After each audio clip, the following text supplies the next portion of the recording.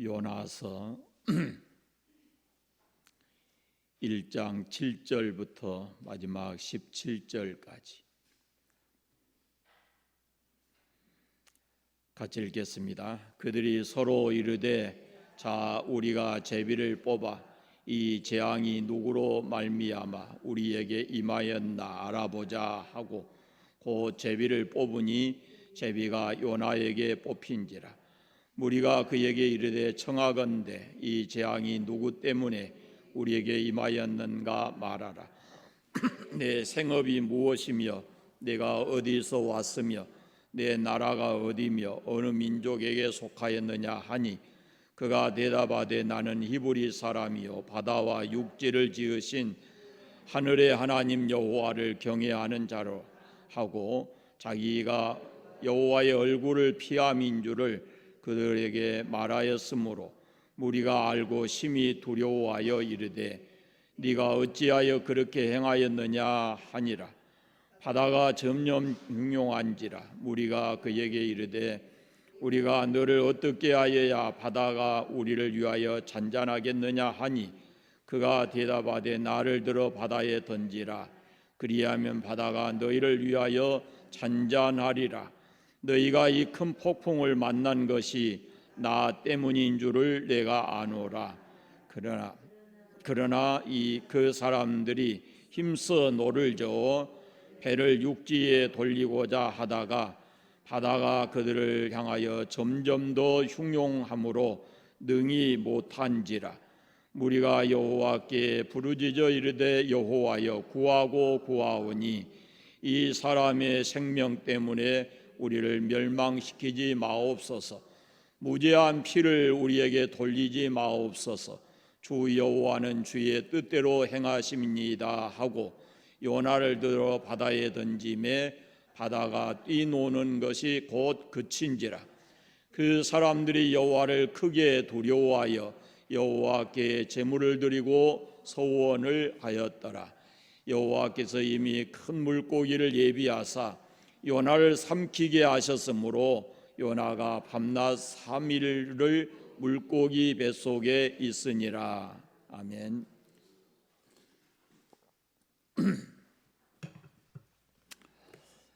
배 밑에 내려가서 깊이 잠들어 있는 요나를 하나님께서는 그 배의 선장을 통해서 깨우십니다. 자는 자여 어찌함이냐 일어나서 내 하나님 여호와께 구하라 그럽니다. 요나가 하나님의 낯을 피해서 간다고 갔지요. 그런데 피할 수가 있었습니까? 아니죠. 요나뿐만이 아니라 누구도 이 하나님의 낯을 피하여 살 수가 없습니다. 하나님이 어디든지 계시기 때문입니다. 요나를 깨워 일으킨 그 배의 사람들은 이 재앙의 원인이 누구로부터 왔나 제비를 뽑자 그랬습니다. 그래서 제비를 뽑았는데 요나가 뽑혔어요. 그때 그 배에 타고 있던 사람들이 요나를 향해서 묻습니다. 8절입니다. 8절 같이 읽어보겠습니다. 무리가 그에게 이르되 청하건대 이 재앙이 누구 때문에 우리에게 임하였는가 말하라. 내 생업이 무엇이며 어디서 왔으며 내 나라가 어디며 어느 민족에 속하였느냐 하니 너는 누구냐라고 묻고 있는 겁니다. 그 물음에 요나가 대답을 합니다. 요나의 대답을 살펴보면 자기가 누군가를 확실하게 말합니다. 자기가 믿는 신을 말합니다. 자기가 무엇을 잘못했는지 그것을 말합니다. 그리고 어떻게 해야 이 문제가 해결될 것인지까지도 얘기하고 있습니다. 요나는 조금도 숨기지 않았습니다. 정직했습니다. 사실 이 고백은 거기 있는 사람들에게 한 것이 아니고 어쩌면 요나는 그때 하나님, 전능하신 하나님께 이 진실한 고백을 하고 있다 이렇게 볼 수 있습니다. 여러분, 우리가 이걸 알아야 합니다. 우리가 하나님 앞에 자기 자신을 자기 자신의 그 참된 모습을 정직하게 숨김없이 드러내 나타내기까지 하나님께서는 우리 안에서 아무 일도 하시지 않습니다. 우리가 교회를 놓고 보면 부흥이라는 말을 잘 씁니다. 부흥. 그런데 이 부흥이라는 말은 사실은 이 부활과 같은 의미를 그 헬라어로 보면은 어문이 같아요. 그 다시 말씀드리면 다시 살아난다는 뜻이에요. 이거 우리가 부흥하면은 얼른 숫자들을 생각하게 되는데 그것보다 더 중요한 것은 숫자가 아무리 많아도 진실한 회개가 없으면은 거기에서는 아무런 역사도 일어나지 않는다는 것입니다. 그러니까 부흥은 교회 안에 있는 사람들이 자기 자신의 참된 모습을 깨닫고 새롭게 살아가는 것, 하나님 뜻대로 살아가는 것, 그것이 부흥입니다. 교회도 마찬가지로 새롭게 깨어나는 것이 그것이 부흥이에요. 그런데 이 부흥이라고 하는 것은 죄의 고백으로부터 시작이 됩니다. 자기가 자기 자신의 모습을 하나님 앞에 있는 대로 정직하게 드러낼 때, 그럴 때 하나님께서 죄 사함으로부터 그리고 하나님의 역사가 시작이 되어지는 것이 바로 부흥입니다. 내가 예수님 안에서 새 사람 되고 새롭게 살아가는 것은 죄의 가면을 벗어버리고 하나님 앞에 정직하게 서는 것입니다. 그리고 진실한 고백을 해야 합니다. 그래야만 우리가 새롭게 나아가고 거기로부터 부흥의 역사가 일어나게 되는 것입니다. 만약에 우리가 하나님 앞에 정직하지 못하다면, 하나님 앞에 우리의 진짜의 모습을 숨기고 있다면 하나님은 침묵하실 것입니다. 미국에서 어떤 목사님이 주일날 아침에 이렇게 설교를 했다고 합니다. 여러분, 지난주에 말씀드린 대로 저는 오늘 부흥에 대한 설교를 하려고 합니다. 우리의 삶이 어떻게 해야 새로워지고 달라지는 것이 새로워지고 달라지고 부흥될까요? 그러면서 오늘 본문은 히브리서 14장 1절부터 10절까지인데 제가 지난주일 여러분에게 이 본문을 읽어오라고 했습니다. 혹시 읽어온 사람들 손들어 보십시오 그랬어요. 그랬더니 몇몇 사람들이 손을 들었습니다. 그리고는 다른 사람들은 눈치를 보다가 가만히 손을 들 듯 말 듯 이러고 있어요. 그리고 나서 목사님께서 그러면 우리 오늘 설교의 본문을 다 같이 한번 찾아서 읽어봅시다 그러면서 히브리서 14장 1절부터 10절까지 말씀을 이렇게 서로 읽자고 했어요. 성경을 찾습니다. 근데 아무도 본문을 못 찾습니다. 왜일까요? 히브리서는 13장까지밖에 없습니다.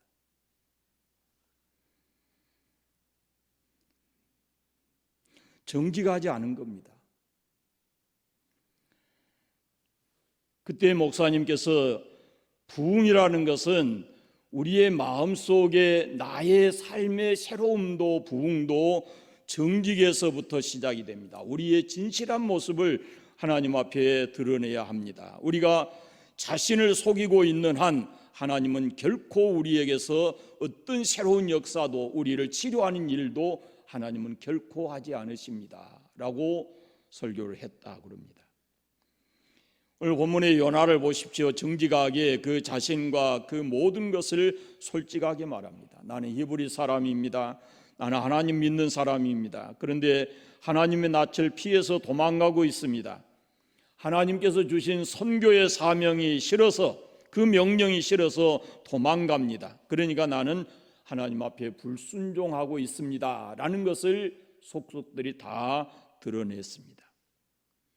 여러분, 우리의 모습을 하나님 앞에 숨기려 해서는 안 됩니다. 숨길 수도 없지만 자신의 죄와 진실한 모습을 하나님 앞에 드러내놓지 않고는 우리가 아무리 교회 안에 여러 해 앉아 있어도 교회를 수없이 다녀도 어떤 변화의 역사도 우리 속에서 일어나지 않는다라는 것입니다.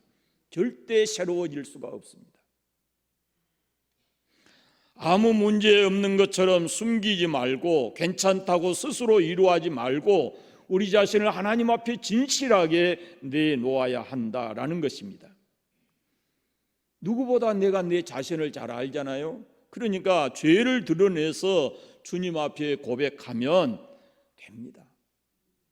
죄를 감추려 하지 말고 허물을 감추려 하지 말고 솔직히 드러내야 주께서 우리를 치료하시고 죄 사함으로부터 새로운 역사가 시작이 된다라는 것입니다. 죄 고백이 있는 곳에 하나님의 새로운 역사가 시작이 됩니다.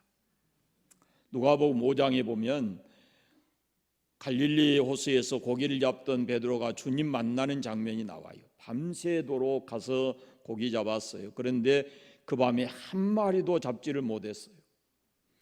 베드로가 고기 잡는 데 전문가입니다. 그 갈릴리 바다의 속사정을 다 알고 있어요. 날씨와 파도에 따라서 어떤 곳에 그물을 내려야 고기를 잡을 수 있는지 그것쯤은 익히 다 알고 있는 사람이에요. 그러나 그 밤에 어떤 경험과 지식을 다 동원해서도 아무것도 잡지를 못했습니다. 지쳐 돌아와서 그물을 씻고 있는데 예수님께서 그에게 오셔서 깊은 데로 가서 그물을 던져라 이렇게 말씀을 하십니다. 사실 바다에서 일하는 것은요, 좀 많이 해보지는 않았지만 육지에서 일하는 것보다 훨씬 더 힘들다고 합니다. 고기를 못 잡으면 훨씬 더 힘들거든요. 많이 잡으면 그래도 그 즐거움이 있는데 아마 밖에 나와서 그물 씻는 것조차도 힘들었을 것입니다. 그런데 예수님께서 깊은 데로 가서 그물을 내려 고기를 잡으라 그러니까 베드로가 퉁명스러운 소리로 당신 누군데요? 라고 이렇게 말하지 않습니다. 당신 목수가 아니요? 라고 이렇게 얘기하지도 않습니다. 내가 이 바다에서 평생 고기 잡고 살았습니다 라고 얘기하지도 않습니다. 가시오, 내 너무 힘들요 이렇게 얘기하지도 않아요. 주님 말씀에 베드로는 주의 제가 말씀에 의지해서 그물을 내리겠습니다 라고 순종했습니다. 결과는 그물이 찢어지도록 고기를 많이 잡았습니다. 그때 베드로가 어떻게 합니까? 어떻게 하셨습니까? 나와 동업합시다. 그러면 우리가 금방 부자가 될 것 같습니다. 뭐 이런 얘기 하지 않았어요. 그냥 그 주님 앞에서 주여 나를 떠나소서 나는 죄인입니다 라고 말했어요. 베드로는 그 사건을 통해서 자신의 진실된 모습을 보게 된 거예요. 자기 인생의 경험과 지식을 총동원해서 밤이 새도록 고기를 잡았지만 한 마리도 잡지 못했는데 그분의 말씀에 의지해서 순종했더니 그 어마어마한 고기를 잡았거든요. 과연 이분이 누군가를 생각했을 거예요. 그분이 바로 창조주이시고 바닷속에 있는 모든 고기도 다스리시는 전능하신 하나님임을 그는 깨닫게 됐습니다. 그래서 그분 앞에서 나는 죄인입니다 라고 고백할 수밖에 없었습니다. 여러분, 한 번쯤은 우리가 하나님 앞에 1대1로 서서 나 자신을 볼 수 있어야 합니다. 내가 얼마나 추한 사람인지, 얼마나 더러운지, 나에게 얼마나 거짓된 것이 많은지 그것을 주님 앞에서 봐야 되는 거죠. 여러분, 속지 마십시오. 감추지 마십시오. 하나님은 다 보고 계십니다. 꿰뚫어 보십니다. 내 생각도 내 마음도 다 꿰뚫어 보고 계시거든요. 불꽃 같은 눈으로 나를 보십니다. 결코 숨길 수가 없습니다. 하나님, 나는 죄인입니다. 거룩하신 하나님 앞에 서보면 누구라도 이 고백을 하지 않을 수가 없습니다. 이게 우리의 진실된 모습이거든요. 그러나 우리가 이렇게 고백할 때 하나님께서 우리를 내치지 않으시고 우리를 받으셔서 우리의 망가진 부분들을 새롭게 다 만드시고, 그리고 하나님은 우리를 새롭게 우리 통해서 새로운 역사를 하고 계시는 겁니다. 그분은 창조주이십니다. 나를 아시고 나를 능히 새롭게 하실 수 있는 전능하신 분입니다. 그런데 이런 역사는 어디서부터 시작이 되냐면 우리 입술의 진실한 고백으로부터 시작이 됩니다. 우리가 하나님 앞에 진실하게 고백할 때 하나님은 내가 어떤 모습으로 망가져 있든지 우리를 새롭게 만드시고 새 창조를 하신다라는 말씀입니다. 우리 자신의 참된 모습을 보게 되는 은혜가 있기를 바랍니다. 진실한 고백을 할 수 있는 은혜가 우리에게 있기를 바랍니다. 그리고 오늘 본문에서 우리가 놓치지 말아야 될 것이 있습니다. 먼저 지난주에 봤는데 5절을 같이 한번 읽어보겠습니다. 5절, 사공들이 두려워하여 그 가운데 물건들을 바다에 던지니라. 그러나 요나는 배 밑층에 내려가서 누워 깊이 잠이 든지라.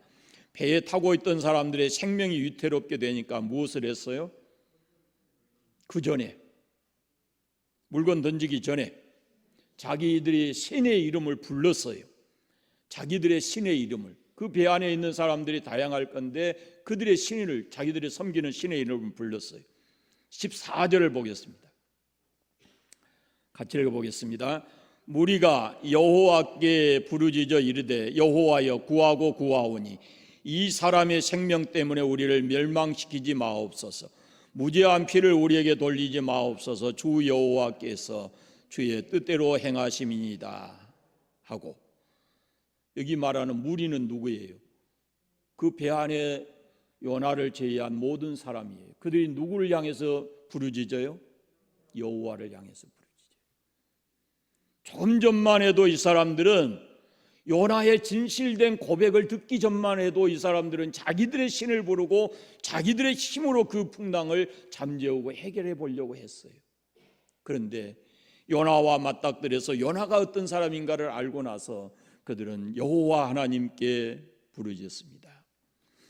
부르짖는 대상이 달라졌어요. 자기들의 신에서 여호와께 부르짖었어요. 더 이상 자기들의 신의 이름을 부르지 않아요. 그리고 그 입으로 여호와 하나님께 부르짖고 있어요. 무엇 때문에요? 왜 이렇게 됐을까요? 그 가운데 일어난 일이 뭐가 있어요? 지금 너 누구냐 물었더니 나는 이러이러한 사람이다. 그리고 하나님 앞에 진실하게 자기의 모습을 드러내는 거예요. 요나의 진실한 고백이, 요나가 진실하게 고백하고 회개했을 때 그것을 보고 생명의 주인이 하나님이시구나 하는 것을 그 사람들은 깨닫게 됐고, 그리고 하나님을 모르는 그 사람들이 우리의 생명이 요나가 믿는 하나님께 달려 있구나 이것을 깨닫게 되었고, 그리고 이 풍랑을 일으키시고 잠재우실 수 있는 분이 하나님이시구나 하는 것을 깨닫게 돼서 더 이상 그들의 신의 이름을 부르지 않고 하나님을 부른 거예요. 요나가 믿는 하나님의 이름을 부른 거예요. 사랑하는 여러분, 바로 이것입니다.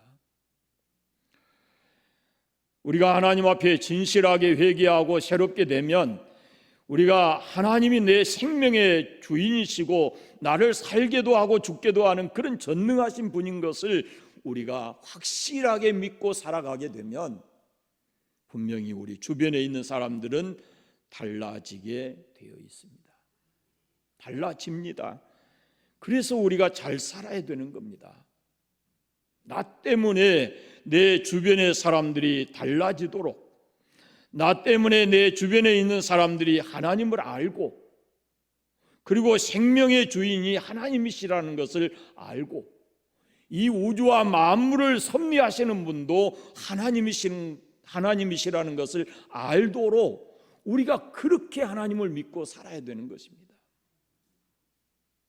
그렇게 되려면 우리가 먼저 하나님 앞에 진실한 고백을 하고 진실해야 되고 죄를 철저하게 회개해야 한다. 여기서부터 출발한다고 하는 것입니다. 진실해야 합니다. 정직해야 합니다. 하나님 앞에서. 요나의 진실된 회개로 인해서 배에 타고 있던 사람들은 생명을 잃지 않게 되었습니다. 그리고 그들이 하나님을 알게 되었습니다. 이후에 어떻게 됐는지는 우리가 모르지만 지금 이 순간만큼은 그들의 입술로 여호와께 부르짖고 자기들의 생명을 죽지 않게 해달라고 하나님께 간청하고 있는 것을 보게 되어집니다. 여러분, 모든 사람은 이 땅에서 절대로 완벽할 수는 없습니다. 하나님을 믿는 사람도 마찬가지입니다. 그러면 하나님 믿는 사람들은 무엇이 달라야 됩니까? 자기가 잘못했을 때 그 잘못을 시인하고 받아들이고 그것을 고치려고 하는, 거기에 대한 잘못에 대한 책임을 지는 것, 그것이 예수 믿는 사람들의 몫입니다. 내 잘못이 아니라고 우겨대면 안 됩니다. 내 잘못이 아닌 것처럼 가만히 있어서도 안 됩니다. 이건 내 잘못입니다. 나 때문에 이렇게 됐습니다 라고 요나는 그렇게 말합니다. 요나가 나는 아무 책임이 없다고 우겼다면 어떻게 되겠어요? 그러나 요나는 자기 자신의 잘못을 솔직하게 인정하고 그 모든 것에 대해서 책임을 확실하게 지는 그런 모습을 볼 수가 있습니다. 거기 있는 사람들이 요나에게 어떻게 해야 되냐라고 물었을 때 요나는 나를 들어 바다에 던지라, 그리하면 바다가 너희를 위하여 잔잔하리라, 이렇게 말합니다. 그러나 그 배 안에 있는 사람들은 요나를 바다에 던지기 전에 어떻게 하든지 그 배를 저어서 육지에 대보려고 했습니다. 그런데 바다가 점점 더 흉흉해졌어요. 그래서 할 수 없이 요나의 말대로 요나를 들어서 바다에 던졌더니 바다가 곧 잔잔해졌어요. 그때 사람들이 어떻게 됐습니까? 16절에 보세요. 16절 같이 읽어보겠습니다. 그 사람들이 여호와를 크게 두려워하여 여호와께 제물을 드리고 서원하였더라. 자기 잘못에 대해서 책임을 질 줄 아는 그리스도인, 그들의 책임 있는 행동을 보고 사람들은 하나님 경외하는 사람이 그렇구나, 하나님은 그런 분이구나 라는 것을 알게 되어진다라는 겁니다. 그런데 요즘에 우리 예수 믿는 사람들 이곳저곳에서 참 세상을 좀 시끄럽게 하는 분들이 많이 있는데 책임지는 사람이 없어요. 예수 믿는 사람 말 진실하지 않다라는 거 많은 사람들이 그 전부가 아닌데도 큰 사람들이 그러니까 그렇게 인식을 하고 세상 사람들이 오히려 그리스도인들 때문에 하나님의 영광이 가려지는 그런 경향이 없지 않아 있습니다. 마지막 17절 말씀을 같이 읽겠습니다. 여호와께서 이미 큰 물고기를 예비하사 요나를 삼키게 하셨으므로 요나가 밤낮 3일을 물고기 뱃속에 있으니라. 아멘. 요나가 밤낮 3일을 물고기 뱃속에 있었습니다. 혹시 이 부분에 대해서 의문이 있는 사람, 의심이 있는 사람, 의심이 있으세요?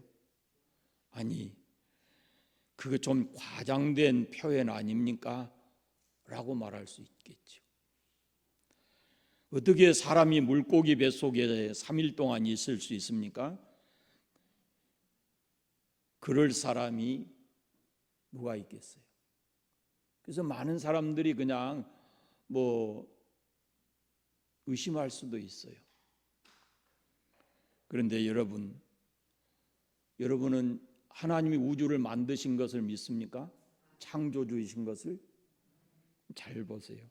일하신 분이 누구냐면은 우주를 만드신 하나님이셔요. 큰 물고기를 예비하신 분도 요나를 삼키게 하신 분도 하나님이십니다. 앞서 우리가 앞으로 돌아가 보면은 큰 폭풍을 일으킨 분도 하나님이셨습니다. 그리고 그 바다를 잔잔하게 하신 분도 하나님이셨습니다. 하나님은 전능하신 분입니다. 우리 인간의 위성을 뛰어넘는 초자연적인 역사를 하실 수 있는 분입니다. 그분은 말씀 한마디로 천지를 창조하신 분입니다. 앞서 베드로 이야기를 해드렸는데 어째서 자기가 평상시에 했던 대로 그 많은 경험과 지식이 있는 대로 했는데도 고기를 못 잡았을까요? 여러분 어떻게 생각하세요? 그건 주님이 하신 일입니다. 그분은 창조주이시거든요. 그러니까 베드로를 만나서 베드로와 어떤 하나님이 주님께서 계획하신 바가 있어서 그 베드로 그물 친 곳에 고기를 한 마리도 두지 않는 거예요. 하나님 주님께서 그걸 다 보내놓고, 어떻게 고기 경험도 없으신 예수님께서, 물고기 잡은 경험도 없으신 예수님께서 깊은 데로 가서 그물을 던지라 하셨겠어요?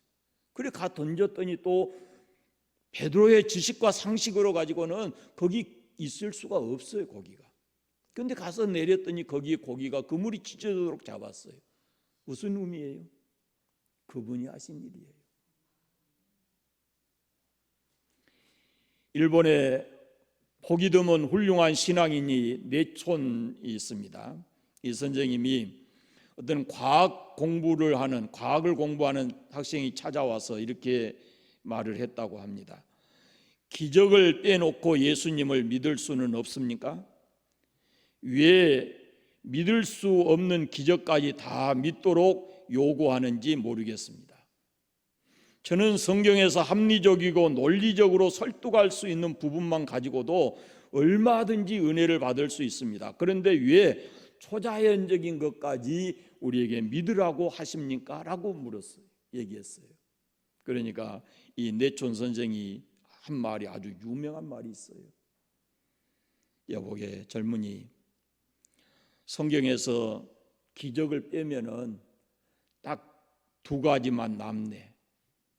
그것이 뭐지 아는가? 여러분 성경에서 기적을 빼면 뭐가 남겠어요? 성경에서 기적을 빼버리면 뭐가 남겠어요?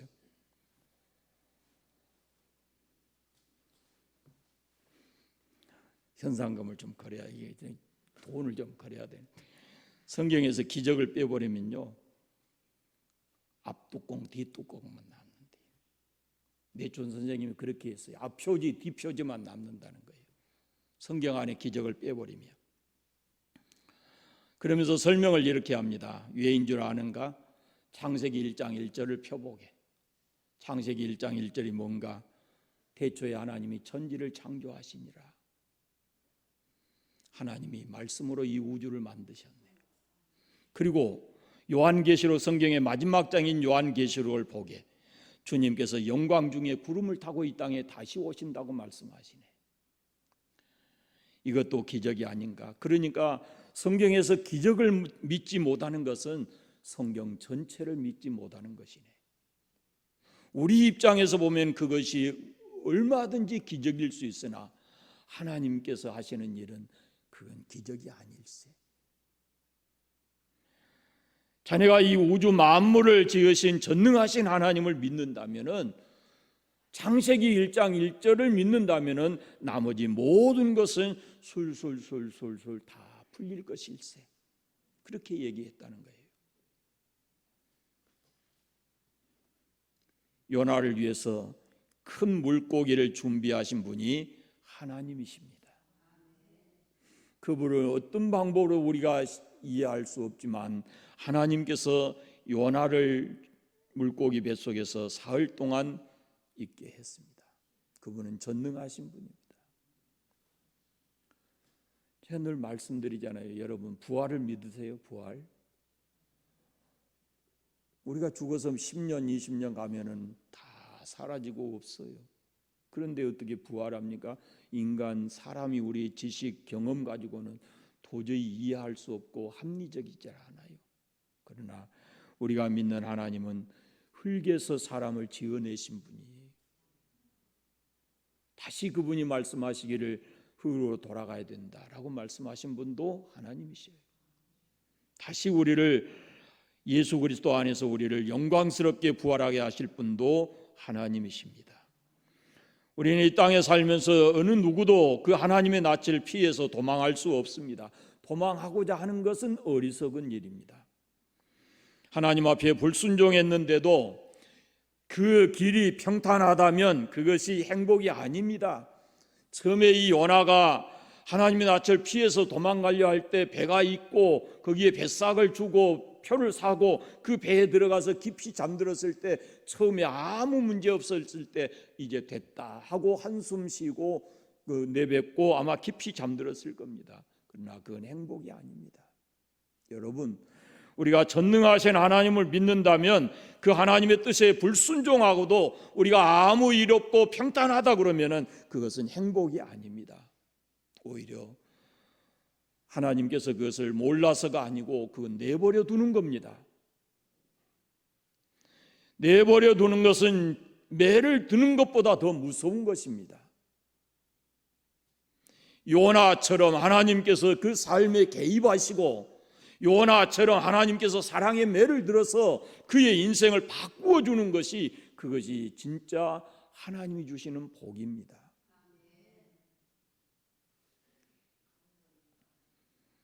전능하신 하나님 앞에서 우리가 진실하고 그리고 하나님의 뜻에 순종하고 그렇게 살아가는 것이 이것이 우리의 복인 줄 알고 하나님의 뜻대로 살아가는 삶이 되시기를 바랍니다. 기도하겠습니다. 거룩하신 아버지 감사합니다. 선지자 요나를 통해서 그의 삶과 그의 사명과 그의 모든 인생을 우리에게 보여주시고 우리에게 교훈 삼게 하신 은혜 감사합니다. 자비하신 아버지, 항상 어디에 있든지 하나님께서 나와 함께 계시고 나를 보시고 아시고 나의 모든 삶을 섭리하고 계시는 것을 믿고 우리가 하나님 앞에서 진실하게 정직하게 하나님 말씀에 순종하고 살아가는 저희들 되게 하여 주시기를 원하옵고 기도합니다. 무엇보다도 우리를 통해서 세상 사람들이 하나님을 보게 하시고 하나님 만날 수 있는 그런 기회가 되게 해주시기를 원하옵고 기도합니다. 특별히 하나님께서 이 교회를 이곳에 세워싸우니 관산교회를 통해서 또 관산교회의 모든 성도들을 통해서 지역 주민들이 예수님을 알게 하시고 믿어 구원받는 귀한 역사가 일어나도록 은혜 베풀어 주시기를 원하옵고 기도합니다. 주일에 돌아올 때까지 주여 성령께서 우리를 붙들어 주시고 우리의 모든 삶을 다스려 주시옵소서. 예수님의 이름으로 기도드립니다. 아멘.